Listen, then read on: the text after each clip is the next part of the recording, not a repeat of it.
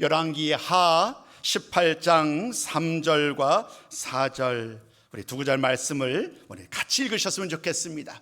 한 목소리로 3절과 4절을 함께 했습니다. 시작.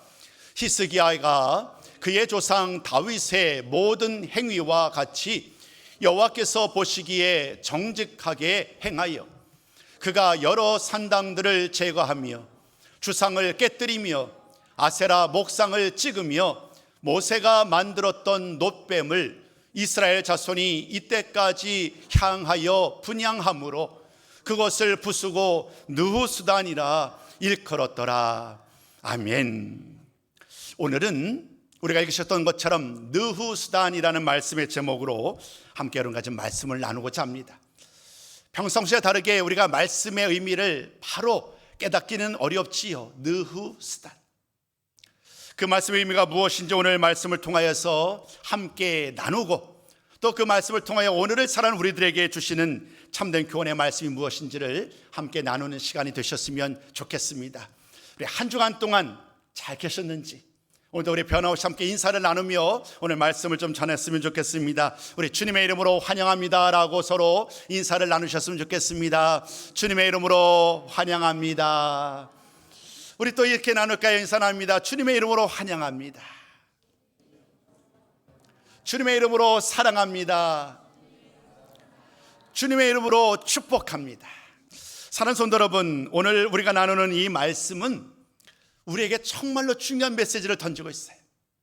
나의 믿음, 나의 신앙, 예수를 믿고 믿음으로 사는 우리의 모든 삶의 여정 가운데 열심히 전부가 아닐 수 있다는 거예요. 내가 열심히 노력하고 열심히 주님을 사모하고 열심으로 신앙생활하는 그 모든 과정 속에서 우리는 때때로 멈출 필요가 있어요.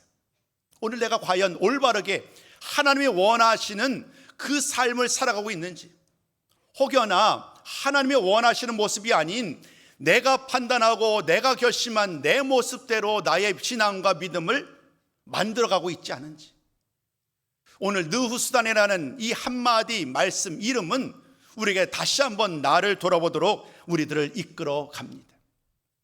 오늘은 이스라엘의 역사를 거슬러 올라가는 것으로 말씀을 시작하고자 합니다. 이스라엘의 역사 속에서 총 42명의 왕들을 만나게 됩니다. 우리가 잘 아는 것처럼 통일왕국 시대에 사울, 다윗, 솔로몬, 이 세 왕들은 각각 40년 동안 120년을 다스리지요. 그러나 안타깝게도 솔로몬의 말년에 그가 하나님을 온전히 신뢰하지 못해요.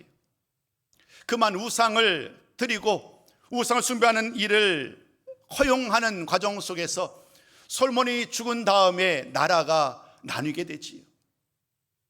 분열왕국 시대가 시작되어서 남유다와 북이스라엘로 나라가 둘로 나누게 됩니다. 각각 북이스라엘은 북이스라엘로 총 19명의 왕들이 등장하고 사라지면서 계속해서 역사를 이어갑니다. 남유다도 마찬가지입니다. 총 20명의 왕들이 등장하여서 또다시 그 역사, 남유다의 역사를 이끌어갑니다. 20명과 19명, 19명과 20명 앞에서 총 39명의 왕들, 그리고 통일왕국 시대의 3명의 왕들을 포함하여 총 42명의 왕들이 이스라엘의 역사를 이끌어 간 것이지요. 근데 성경 말씀을 보면 그 각각의 이스라엘의 왕들을 평가를 합니다. 이 왕들은 이렇게 나라를 다스렸다, 이 왕들은 이렇게 나라를 다스렸다라고 평가를 하는데요, 각각의 두 가지의 기준을 가지고 북이스라엘의 왕들과 남유다의 왕들을 돌아봅니다. 그 기준은 이와 같습니다. 이스라엘의 왕, 북이스라엘 왕들이 과연 여로보암의 죄를 따라갔는지 안 했는지를 중요한 기준으로 바라봅니다. 그러나 성경의 모든 말씀을 잘 보면 안타깝게도 북이스라엘의 19왕들은 모두 다 여로보암의 죄를 따라갔다고 말을 합니다. 하나님을 온전히 신뢰하며 누구보다도 가장 앞장서서 모범이 되고 본이 되어야 할 한 나라의 왕이 하나님을 온전히 신뢰하지 아니하고 그릇된 죄악을 감쌌던 그 모든 역사를 우리는 북이스라엘의 이야기를 통하여 만나게 됩니다. 남유다는 어땠을까요? 남유다는 다윗의 믿음과 행위를 따랐는지 여부를 가지고 그 왕들을 평가합니다. 다윗의 믿음과 행위를 따랐다고 한다면 그가 선한 왕이다라고 많은 사람들의 환영과 축복을 받았겠지요. 20명의 왕들 중에서 처음부터 끝까지 하나님을 신뢰하며 다윗의 길을 따라 나라를 다스렸던 왕들은 생각보다 많지 않습니다. 처음에는 선한 마음으로 하나님을 신뢰하면서 호기롭게 나라를 다스리기 시작했지만 시간이 지난 다음에 그들의 마음이 바뀌어서 일관되게 다윗의 믿음과 행위를 따르지 못했던 왕들도 있습니다. 성경 말씀은 처음부터 끝까지 일관되게 다윗의 길을 행했던 왕들로 3명의 왕들을 언급하지요. 바로 아사 왕과 히스기야 왕, 그리고 요시야 왕이 그들입니다. 이들은 다윗의 길을 행하며 처음부터 끝까지 하나님을 의지하며 하나님의 말씀을 따랐다라고 성경은 우리에게 강조합니다. 오늘 우리가 만났던, 함께 나눴던 3절 말씀, 그럼 함께 읽지는 않았습니다만 5절 말씀을 통하여 히스기야를 그렇게 얘기를 하지요. 하나님을 의지하는 왕으로, 또 하나님 보시기에 정직하게 했던 왕으로 히스기야를 바라봅니다. 물론 히스기야가 모든 면에서 완전했던 것은 아닙니다. 그 역시 하나님 앞에 죄인이었음을 부인할 수 없습니다마는, 그러나 역사는, 이스라엘의 역사는 남유다의 왕으로 히스기야가 참으로 하나님을 의지했던 왕으로 그를 평가하고 있습니다. 오늘 저와 여러분이 나눴던 4절 말씀은 그 히스기야 왕이 왕으로 행했던 많은 일들 가운데 특별히 하나님 보시기에 정직하게 했던 특별한 일들을 기록하고 있습니다.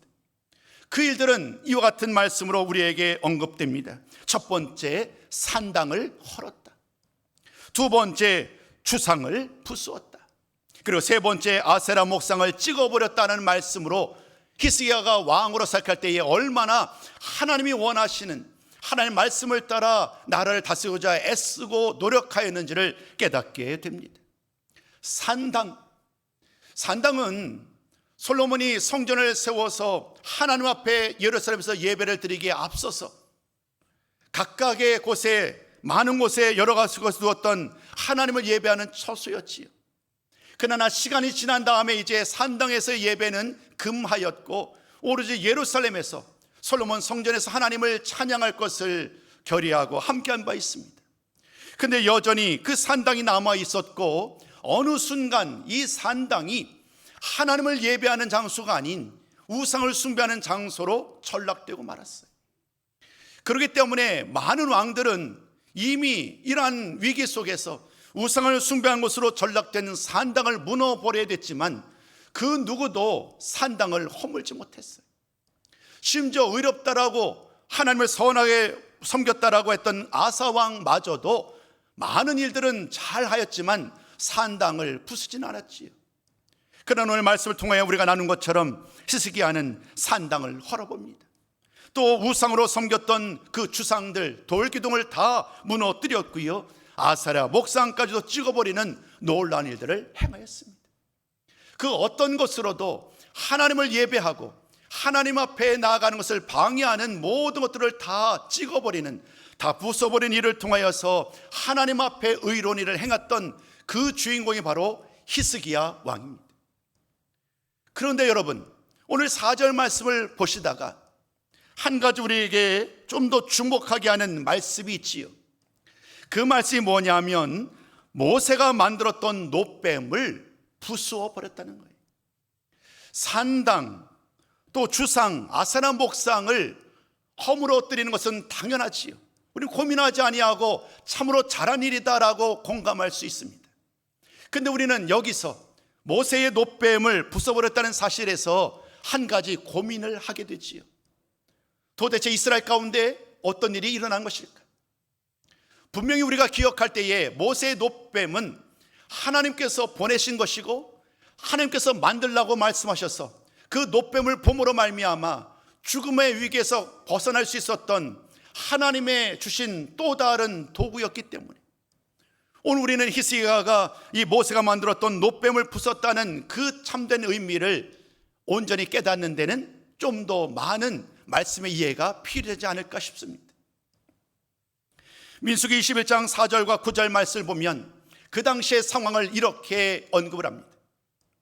하나님의 말씀을 따라 온전히 신뢰하고 사모하고 주님의 말씀을 따라 살아갔던 이스라엘 백성들, 그러나 그들은 안타깝게도 자신에게 닥쳤던 많은 문제들로 말미암아 하나님께 불평하며 원망합니다.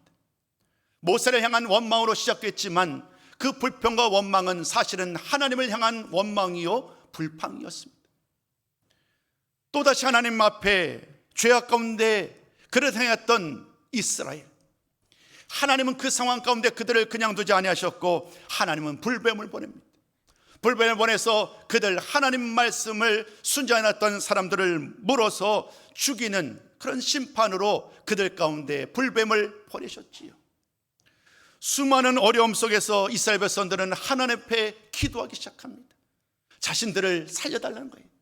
자신들의 모든 죄를 자백하면서 우리들을 살려달라고 했을 때에 하나님의 말씀이 모세에게 임하지요.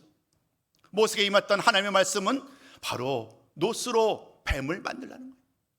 놋으로 뱀을 만들고 그 뱀을 등대에 다른 거예요. 그래서 그것을 바라보면 많은 사람들, 그 많은 사람들을 장대 위에 걸어진 그 놋뱀을 보는 사람들은 살 것이다라는 말씀을 주시지요. 모세는 그 명령 따라서 놋뱀을 만듭니다. 그리고 장대 위에 달고 그 사람들에게 이 놋뱀을 바라볼 것을 명령합니다. 민수기의 마지막 말씀은 이렇게 말합니다. 그 불뱀에 물린 자들이 놋뱀을 보고 살아날 수 있었다. 우리가 나눴던 이 말씀처럼 모세가 만든 이 놋뱀은 이스라엘 백성들에겐 마치 치유와 생명의 상징이라고 할 수 있습니다. 죽을 수밖에 없었던, 하나님을 원망함으로 말미암아 불평함으로 말미암아 죽음에 이르렀던, 죽음의 위기에 처했던 그 이스라엘 백성들을 바로 이 모세의 놋뱀으로 말미암아 다시금 살아날 수 있었기 때문입니다. 참으로 귀한 하나님의 은혜가 아닐 수 없지요. 그러나 안타깝게도 시간이 흘러갑니다. 모세로부터 히스기야 시대까지 시간을 얘기하자면 약 700여 년이나 되지요. 그 700여 년의 시간 동안 오늘 우리가 말씀 나누고 있는 이 모세의 놋뱀에 대한 그들의 시선이 바뀐 거예요. 그 모세의 놋뱀을 바라보는 그들의 마음이 바뀌고 마는 거예요. 사실 하나님께서 모세의 놋뱀을 주셨던 가장 중요한 목적은 그것을 통하여 하나님을 바라보라고, 하나님을 신뢰하라고 주셨던 그 모세의 놋뱀이 어느 순간 그들에게, 이스라엘 백성들에게 숭배의 대상이 되고 만 거예요. 마치 모세의 놋뱀이 큰 능력을 발휘한 것처럼 모세의 놋뱀으로 말미암아 모든 사람들이 치유를 받고 나음을 입은 것 같은 잘못된 판단에 이르게 되었고, 그 결과로 말미암아 그들은 점점 이 모세의 놋뱀이 하나님을 드러내는 도구요, 하나님 앞에 나아가고자 했던 또 다른 하나님의 은혜의 통로가 아닌 모세의 놋뱀 자체를 마치 우상처럼 숭배하기에 이르게 된 거예요. 히스기야의 시대에 히스기야는 이 모든 일들이 참으로 하나님 앞에 용서받지 못할 일임을 깨달았고, 그는 많은 산당과 주상과 아세안 목상을 다 무너뜨리는 과정 속에서 이미 그들 가운데, 그들의 삶 속에 마치 우상처럼 전락해버리고만 모세가 만들었던 놋뱀까지도 부숴버리게 된 것입니다. 그리고 그 일을 통하여 그 모세가 만든 놋뱀의 이름을 오늘 말씀의 제목이었던 느후수단이라는 이름으로 불리게 된 것입니다. 한마디로 느후수단이라는 말의 의미는요, 보잘것없는 것이다라는 거예요. 놋으로 만든 물건에 불과하다는 거예요. 많은 이스라엘 백성들이 그 모세가 만든 놋뱀을 마치 신처럼 떠받치고 숭배하던 이런 모든 일들이 얼마나 잘못된 것인지, 놋으로 만든 하찮은 물건을 숭배하는 일이 과연 합당한 일인가? 오늘도 하나님은 히스기야를 통하여서 그 일을 다시 한번 그들의 믿음과 신앙을 돌아보면서 그들을 다시 한번 돌아보게 하셨습니다. 모세의 놋뱀을 깨뜨려버리고 그 이름을 느후수단으로 이름하면서 다시 한번 이스라엘 백성들이, 아니 오늘 우리들이 바라봐야 될 그 주인공은 오직 여호와 하나님 한 분뿐이심을 분명하게 하신 것입니다. 이제 그 말씀의 의미를 좀 더 깊게 말씀을 통하여 함께 나누고자 합니다. 첫 번째입니다. 모세가 만든 놋뱀은 하나님을 바라보게 하는 상징에 불과하다는 거예요. 오늘 말씀을 시작하면서 우리는 이런 말씀을 드렸습니다. 나의 열심, 특별히 신앙생활, 우리의 믿음과 신앙생활하는 과정 속에서 우리들의 지나친 열심이 또 다른 하나님이 아닌 또 다른 무언가를 만들어낼 수 있음을 우리는 늘 유념하셔야 합니다. 이스라엘 백성들이 믿음이 없어서가 아니었습니다. 그들은 나름대로 믿음이 있었던 사람이고 누구보다도 열심히 있었던 사람들이에요. 그런데 하나님의 은혜를, 하나님의 때를 기다리지 못하는 거예요. 하나님이 오늘도 우리에게 어떻게 행하실까? 하나님이 내일은 우리에게 어떻게 행하실까? 그들은 기다리지 못해요. 인내하지 못하며 그들 스스로 하나님 앞에 기도하였고 하나님의 은혜를 기다렸는데 하나님이 나에게, 우리들에게 응답하지 않는다는 거예요. 그 순간 그들은 하나님 아닌 또 다른 것을 마치 하나님처럼 만들어내지요. 저 신의 산에서 금송아지를 만났던 것들도, 금송아지를 만들었던 그 일도 사실 그 모든 원인을 추적해 보면 바로 여기에 있습니다. 하나님을 끝까지 기다리지 못한 채 스스로 하나님을 대신할 또 다른 무언가를 만들었던 이스라엘 백성들, 모세의 놋뱀을 마치 하나님처럼 능력이 있는 것처럼 여기고 그 모세의 놋뱀을 숭배했던 이런 많은 일들을 통하여 오늘 하나님은 다시 한번 모세가 만든 놋뱀은 하나님을 바라보도록 하는 또 다른 하나님의 도구에 불과하다는 그 사실을 분명하게 말씀하고 있습니다. 다시 한번 오늘 이 말씀을 통하여서 히스기야가 왜 모세가 만든 놋뱀을 부술 수밖에 없었는지, 그 당시 많은 이스라엘 백성들의 이야기를, 삶을 다시 한번 돌아보는 우리 모든 성도가 되셨으면 좋겠습니다. 모세의 놋뱀 같은 그런 모습으로 이스라엘 사람들의 마음속에 자리했던 또 다른 한 가지가 있습니다. 여러분, 언약궤를 아시지요? 언약궤는 하나님께서 이스라엘 백성들과 함께 하시겠다라는 그런 임재의 상징이에요. 이스라엘 백성들이 함께 광야의 길을 걸어갑니다. 그러나 그들 스스로가 여전히 부족한 거예요. 과연 하나님이 우리들과 함께 하시는지에 대해서 확신이 없었던 그들을 향하여 하나님은 언약궤를 만들라고 말씀하시지요. 그리고 친히 말씀하십니다. 그 언약궤의 뚜껑이죠, 시은소라는 곳에 하나님이 임하시겠다는 거예요. 그들이 그곳에서 하나님께 기도하면 하나님이 그곳에 임하시고 그들과 함께 하시겠다. 그러니까 이스라엘 백성들에게 이 언약궤는 하나님이 우리와 함께 하신다는 그런 상징의 의미지요. 이것은 또 다른 상징이에요. 마치 오늘 나눴던 모세의 놋뱀처럼 언약궤도 그 자체가 무엇인가 신비한 능력이 있는 것이 아니에요. 그 자체가 무엇인가 마땅히 숭상해야 될 대상이 아니란 말이에요. 오로지 하나님, 언약궤를 통하여 하나님의 임재하심을, 또 모세의 그 놋뱀을 통하여 하나님의 치유하심의 역사를 바라보며 온전히 하나님을 만나고 하나님을 바라봐야 하는데 어느 순간 언약궤를 의지하기 시작하는 거예요. 열왕기상 말씀을 보면 그들이 블레셋과의 싸움 속에 패하고 합니다. 왜 우리가 패했는가? 그들은 고민하다가 나름대로 승리의 방법을 찾아냅니다. 그 승리의 방법이 언약궤였습니다. 언약궤를 앞세워 나아가면 이 싸움에서 우리가 승리할 수 있다. 그들에게는 어느 순간 그 언약궤가 하나님의 임재의 상징을 넘어서서 언약궤 자체가 무언가 신비로운 능력을, 승리를 보장하는 그러한 대상이 되고 마는 거예요. 언약궤를 의지하고 하나님을 의지하지 아니하고 언약궤를 의지하며 나갔던 그 싸움은 여러분이 잘 아시는 것처럼 결국 패배로 끝나고 맙니다. 심지어 언약궤를 빼앗기고 맙니다. 물론 7개월이 지나서 다시금 언약궤가 이스라엘 품에 돌아왔습니다마는 그러나 하나님께서는 그 이후에 이스라엘 역사를 달아보면 예루살렘이 성전이 파괴되는 이후에 언약궤의 흔적을 찾아볼 수 없게 됩니다. 어찌 보면 이것은 하나님의 또 다른 섭리가 아닐까 싶습니다. 언약궤를 마치 신처럼, 하나님처럼 여겼던 그들의 잘못된 믿음, 또 다른 잘못된 신앙에 일책하기 위한 또 다른 하나님의 섭리가 아닐까. 오늘 다시 한번 이 말씀을 통하여서 우리가 무엇을 바라보며 무엇을 의지해야 하는지를 다시 한번 깨닫게 됩니다. 좋은 것으로, 귀한 것으로 누리는 도전을 받지만 때로는 성공이 아닌 실패로 말미암아 주시는 또 다른 교훈이 있지요. 오늘 우리가 나눴던 이 느우스다라는 이름의 이 모세 놋뱀은 바로 이스라엘 삶 속에 다시금 하나님의 말씀에서 떠나버린 그러한 일들이 얼마나 심각한 결과를 가져오는지를 다시 한번 깨닫게 됩니다. 사랑하는 성도 여러분, 오늘 모세가 만든 놋뱀을 통하여 하나님이 우리에게 주시는 가장 큰 교훈은 그 무엇도, 우리가 만든 그 무엇도 우리의 경배의 대상이 될 수 없으며 오직 여호와 하나님 그 한 분만이 우리의 예배와 찬양을 받으신 유일한 분이 되신다는 사실을 늘상 마음에 기억하시고 그 하나님만 찬양하는 우리 모든 성도가 되셨으면 좋겠습니다. 두 번째 말씀을 나누고자 합니다. 두 번째 말씀입니다. 십자가의 의미도 새롭게 해야 한다는 것입니다. 어찌 보면 좀 도전적인 제목이지도 않을까 싶습니다. 왜 이러한 제목을 드렸는가, 만들었는가, 이제 좀 설명을 드리려고 해요.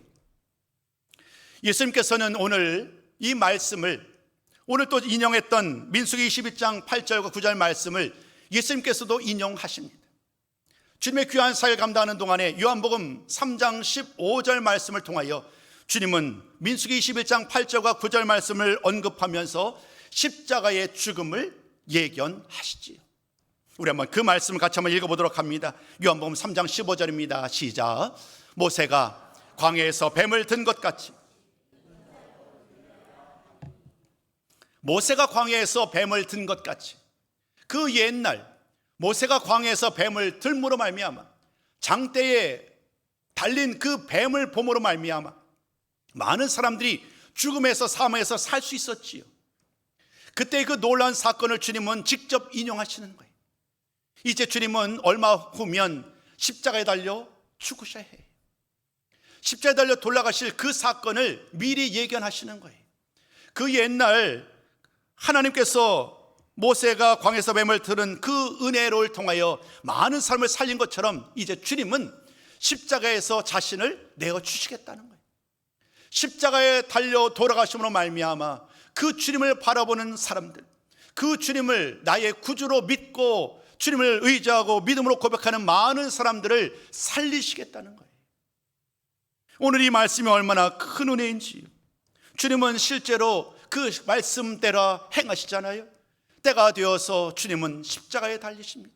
십자가의 길을 걸어가시며 기꺼이 십자가에 달리셨고 십자가에서 죽으셨어요. 그 이후로 주님은 다시금 살아나셔서 모든 약속을 이루셨지요. 우리에게 십자가는 이제 형틀의 장소, 죽음의 장소가 아닌 영광의 장소로 기억합니다. 십자가에서의 주님을 기억할 때마다, 십자가에서의 주님을 찬양할 때마다, 그 말씀을 묵상하고 찬양할 때마다 언제나 늘 감사와 기쁨이 넘치는 것은 십자가의 은혜를 기억하기 때문입니다. 십자가의 사랑을 기억하기 때문입니다. 그러나 여러분, 오늘 모세의 놋뱀처럼 십자가 그 자체가 능력이 있지 않다는 사실을 마음에 기억하셔야 합니다. 십자가 형틀로서 십자가는 나무에 불과하지요. 우리가 십자가를 기념하고 십자가의 사랑과 은혜를 기억하는 그 유일한 이유는 우리 주님께서 그 십자가에서 달리셨기 때문이에요. 우리가 십자가 자체를 기억하는 것이 아니라 십자가에 달리신 예수님을 기억하며 그 예수님을 바라보아야 한다는 것입니다. 그러므로 사랑하는 성도 여러분, 십자가의 의미도 새롭게 해야 한다는 이 말씀은 우리들로 하여금 십자가가 아닌 십자가에 달리신 예수님을 바라보며 그 예수님을 기억하는 것이야말로 진정으로 주님이 원하시는 일이요, 주님이 기뻐하는 일이라는 사실을 늘 마음에 새기는 우리 모든 성도가 되셨으면 좋겠습니다. 그 무엇도, 그 어떤 것도, 우리 사람이 만든 그 어떤 것들도 우리 예수 그리스도 하나님보다 앞설 수 없음을 심지어 이 십자가의 이야기를 통해서도 함께 나누었습니다. 이제 마지막 세 번째 말씀을 전하고자 합니다. 큰 세 번째입니다. 이 말씀은 같이 좀 나누셨으면 좋겠습니다. 한 목소리로 함께 읽습니다. 시작. 우리에게도 모세의 놋뱀과 같은 대상이 없는지 돌아보아야 합니다. 오늘 나누고 싶었던 가장 중요한 주제입니다. 그 옛날 히스기야 왕이 모세의 놋뱀을 부수고 그 이름을 느우스다노 했던 이유는 딱 한 가지입니다. 그들로 하여금 더 이상 모세의 노뱀을 의지하고 그것이 마치 큰 능력을 행하는 것처럼 잘못된 믿음 가운데 머물지 아니하고 빨리 그 자리에서 떠나 하나님을 신뢰하고 하나님을 의지하도록 하는 일이었습니다. 오늘 저는 이 말씀을 가지고 다시 한번 여러분들께 묻고 싶었습니다. 오늘 우리의 삶 속에 하나님이 아닌 무언가 그 중간에 무엇인가를 만들어 놓고 그것을 통하여 만족하고 그것을 통하여 기뻐하고 그것으로 인하여서 충분하다고 여기는 그 무엇인가, 우리가 만들어 놓고 그것으로 만족하는 그런 삶을 살아가고 있지는 않은지, 저는 그러한 것 중에 하나가 어찌 보면 성전이라고 이름했던 이 예배당이 아닐까 싶어요. 제가 어릴 때만 해도 우리 어르신 권사님들은 이 강대상으로 올라오는 것을 정말로 큰 죄로 여기셨어요. 여기로 올라가시면 안 된다는 거예요. 하나님이 계신 것이니까. 그러면서 이 앞에 나오는 이런 강대상과 이런 모든 것들이 마치 정말로 너무나도 소중한 것으로 여기면서 늘 정말 소중하게 아꼈던 그런 모습을 기억을 합니다. 참으로 귀한 것이지요. 그 믿음과 신앙이 참으로 귀해요. 그러나 곱씹어 보면 이 건물은요, 우리가 성전이라고 이름하지만 사실은 올바른 이름은 예배당이 맞지요. 이 성전의 화려함, 이 예배당의 화려함과 건물 자체가 하나님을 대신할 수 없어요. 이 예배당이 크고 화려함, 그 예배당이 얼마나 귀한 것으로, 얼마나 좋은 것으로 장식되었고 준비되느냐는 그 자체가 하나님을 대신할 수 없단 말이에요. 그렇기 때문에 우리는 다시 한번 이 말씀 속에서 오늘 모세의 노뱀 같은 대상이 없느냐라는 이 질문 속에서 우리가 하나님이 아닌 또 다른 것에 그것을 인하여서 우리의 마음을 준 것이 없는가 다시 한번 돌아보는 우리 모든 성도가 되어야 한다는 거예요. 눈에 보이는 것은 참으로 위험하지요. 근데 더 위험한 것은 눈에 보이지 않는 것인 것 같아요. 눈에 보이는 것을 따르는 것도 참으로 위험하지만 눈에 보이지 않는 그 무엇인가를 내 마음에 마치 우상처럼 마음 한가운데 탁 두고 그것을 의지하고 그것을 바라보는 것은 얼마나 위험한지, 오늘 마지막으로 또 이러한 질문을 드리고 싶었습니다. 내 마음 속에 모세의 노뱀처럼 내가 의지하고 하나님의 자리를 대신하고자 하는 또 다른 우상과 같은 것들을 마음에 두는 것이 무엇인지, 다시 오늘 나의 믿음과 나의 마음, 나의 신앙을 돌아보는 우리 모든 성도가 되셨으면 좋겠습니다. 그리고 그 질문 앞에 저는 이렇게 말씀을 드리고 싶었어요. 탐욕의 우상, 또 물질의 우상, 쾌락의 우상, 성공의 우상들이 오늘도 하나님 앞에 나가는 우리의 마음을 가로막고 있다고요. 사랑하는 성도 여러분, 이 한 시간에 오늘 모세의 노뱀을 통하여 느우스다네라는 좀 낯선 이름을 통하여 하나님이 오늘 우리에게 주시는 가장 중요한 메시지는 하나님 그분만을 바라보며 하나님 그분만을 신뢰하며 늘 그분만을 따라 살아가는 우리 모든 성도가 되어야 한다는 거예요. 오늘 이 말씀이 우리의 삶을, 나의 믿음과 나의 삶을 다시 한번 돌아보는 귀하고 복된 시간이 되기를 소망합니다. 아울러서 내 마음속에 그 누구에도 드러내지 않았지만 내 마음속에 남아있는 이런 탐욕과 물질과 쾌락과 모든 성공의 우상들이 성령의 불로 다 깨끗이 녹아지는, 부서지는 놀라운 역사가 있는 귀한 다짐과 결단의 시간이 되기를 주님의 이름으로 축복합니다. 성경은 이렇게 말씀합니다. 우리 한번 이 말씀을 함께 고백했으면 좋겠어요. 두 구절 말씀인데요, 함께 읽도록 합니다. 자, 시작. 내가 곧 길이요 진리요 생명이니 나로 말미암지 않고는 아버지께로 올 자가 없느니라. 그 다음 구절입니다. 다른 이로서는 구원을 받을 수 없나니 천하 사람 중에 구원을 받을 만한 다른 이름을 우리에게 주신 일이 없습니다. 아멘. 오늘 주님께서는 성경 말씀을 통하여 이 말씀을 일관되게 강조하세요. 우리가 의지하고 우리가 따를 분, 그분은요 오직 여호와 하나님, 그 하나님 한 분뿐이요 우리 주 예수 그리스도 한 분뿐이시라는 거예요. 그 중간에 어떤 것도 대신할 수 없다는 거예요. 그 무엇도 대신 세우지 말라는 거예요. 오직 믿음으로 하나님을 바라보며 오직 믿음으로 그 주님을 찾고 주님을 바라보며 나아가는 그 믿음의 사람을 오늘도 주님은 찾고 계시는 줄로 믿습니다. 그럼 오늘 이 시간을 통하여 다시 한번 내 마음속에 남아있던 모든 우상들을 다 버려버리시고 또 우리의 삶 속에서 무언가 하나님의 자리를 대신하고자 했었던 또 다른 많은 것들을 이 시간 다 청산해 버리시고 오직 하나님, 믿음의 눈으로 하나님만 바라보시며 늘 하나님만 따라 살아가는 우리 모두 성도가 되시기를 다시 한번 주님의 이름으로 축복합니다.